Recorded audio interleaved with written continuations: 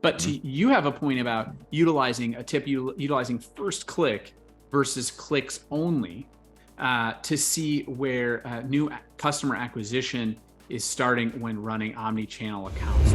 First touch allows you to say, okay, this is where I need to start to push, because regardless of their return path, which is going to be 75 paths long, this is what it can scale.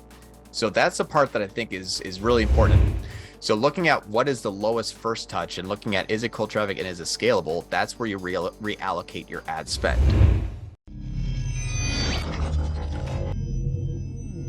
Getting into another question, one thing I thought was interesting, so Northbeam just rolled out, they now have 1-day benchmarks, which is pretty cool because a lot of us have used Northbeam and we're doing that calculation manually. So they have that. Actually, they just rolled out subscription capabilities too, which is pretty cool. But you have a point about utilizing first click versus clicks only to see where new customer acquisition is starting when running omni-channel accounts. Do you want to talk about how you use that? I thought that was really interesting. We've touched on it a little bit, we touched on some parts of it, but how do you specifically do that? Yeah. And so what's interesting is, because you're going to look at first click, what I like is that clicks are always, those are reliable. Those are very reliable. And it's only because the fact that any third-party data analyzing tool, like an attribution tool, is going to need to redistribute data that it can't see. So what I mean by that is, it says, okay, I know I have 50 direct users. We don't exactly know where these people came from. There's just, privacy policy, they had to use app, whatever it may be. We just can't see it. So what any tool will do is take those and model it to what the click data and historical averages and spend amounts have been doing. That's fairly accurate. It's not 100% accurate. Nothing ever will be. But a way to get closer to what's actually happening is looking at those first touch points that are not prospecting heavy channels. Things like inbound, for example, inbound search, inbound shopping. Those things that are identifying where the first touch points are that is cold traffic. So when you're looking at first touch, it allows you to identify the first path of the sequence that you can scale. Very hard to scale the second click. Very impossible to scale the last click. That's why people usually dump a whole bunch in the brand and call it a day and call themselves a good marketer, because they only look at ROAS. Scaling first touch, allows you to identify, okay, if this is a inbound campaign, I don't care that they joined email. I don't care that they came back directly, organically, whatever it may be. Got remarketed by Facebook, remarketed by my own YouTube campaign. Doesn't matter. First touch allows you to say, okay, this is where I need to start to push, because regardless of their return path, which is going to be 75 paths long, this is what it can scale. So that's the part that I think is really important. And this is omni-channel. It doesn't matter. It doesn't matter what platform you're using. When you look at the difference between clicks only, which is linear, essentially, it's going to divide the clicks up by multiple channels. That's okay. But where did they first click? And let me just grab the platform here. There we go. So when you're looking at Google, for example, taking the first time versus returning customers and changing it from clicks only to first touch. I have multiple monitors here, so sometimes I'll put them together and I'll be able to identify the deltas between the two. I'll use first clicks on one view. I'll use clicks only on the other one and see what the differences is. And anything that usually has a lower CAC first time on clicks, you can push there. So for example, this should be pretty simple now to adjust. So the feed only one is getting 26 first touch and 21 clicks only. Okay. So the first touch point that was able to be seen by Northbeam is $5 higher. Good. That's still lower than my average. This is using cold traffic targeting. It's trying to keep my standard shopping, is doing good. So that's where you look at the clicks only versus first touch. Standard shopping, this pillowcase, 78 clicks only. First touch, 80. Okay. This is not always the first path in the sequence. This went higher. So looking at what is the lowest first touch and looking at, is it cold traffic and is it scalable? That's where you reallocate your ad spend. If you're looking at linear, you can't scale linear. Can't scale that. You can only scale where the interest is coming from that you can confirm is non-brand cold traffic. So flip-flopping the two will say, is it good because it's multiple paths? Okay, that's fine. But is it also good on first touch? Good. Now you'll have the first touch, the 7 touch, and then an organic return traffic that was going to convert. Perfect. That's your conversion path that you're starting to push into. This is not a glitch. I'm interrupting the video you're watching because I want to remind you that we provide done-for-you Google Ads services. We're the #1 ranked Google Ads agency on the planet with almost $100 million in ad spend under management. If you're an entrepreneur, business owner, C-level exec, director of marketing, and you're managing your own Google Ads, I think that's a massively inefficient use of your time.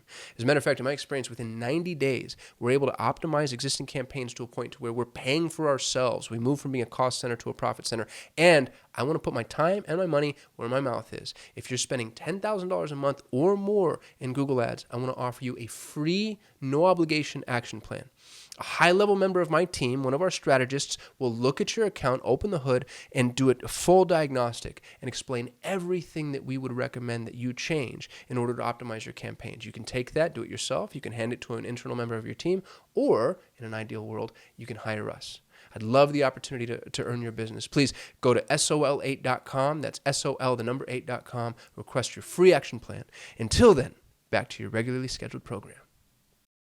Yeah, I mean, that kind of thing is insane in reference to just having more control. I mean, just like it continues to be what you're talking about, which is just more information. And I mean, if I'm a client, that's incredible information to know that. And it goes across all channels. We've worked very closely with all of the advertisers inside of businesses. And I'm like, hey, first touch on inbound demand for this is doing good. Take Facebook and start to push. The demand's there. We just need to sync. So it's great. Yeah. I mean, so taking kind of continuing the idea of control. So you've talked a lot about MER. How do you use MER to track scale for these top of funnel campaigns for like YouTube instead of clicks and views? I mean, because there's obviously inherent loss of attribution in some of those channels. Yep. And it's also going to kind of cover like two things, I guess I would say. One is MER, but the other one is also going to be specific MER goals or CAC goals or ROAS goals. It doesn't, you'll see that it doesn't matter. And that's what's really interesting is top line is the only thing that matters. This is year-over-year performance for one of our clients. It's the 12th through the 12th. So the last 366 days, I added a day. It's okay. So last year-over-year performance. What you'll see here is that our cost total increased by 22%. Our revenue increased by 37%. So we got 12% better growth year-over-year with 20% growth year-over-year with a 10% less CAC. Facebook stayed the same. Facebook, we didn't add a dime to it.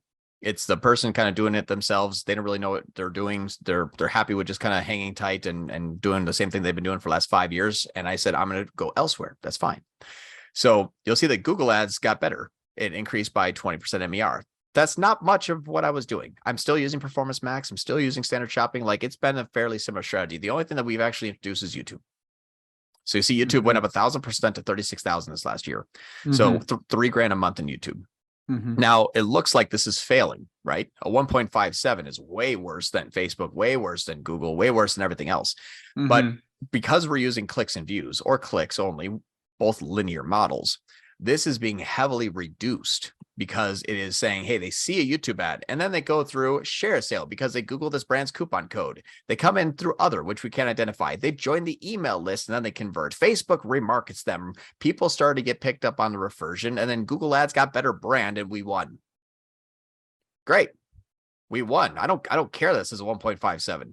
The client, I love this client. They wouldn't do it. But a client calls me and said, you know what? I don't like YouTube. I'd be like, I'm not doing it. You have to fire me if you want to cancel this. I'm not doing it.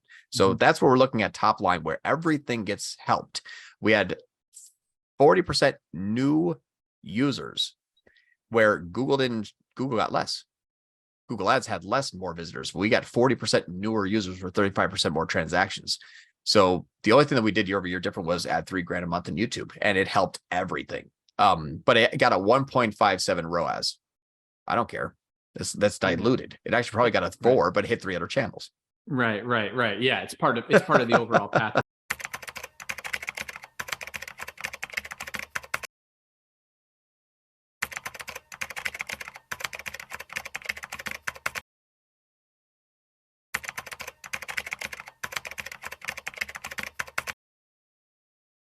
So let's get into this, John, which is where do we stand now in terms of attribution generally, and really in reference to what it has to do with Google Ads. So, we kind of went through the iOS 14 era of that being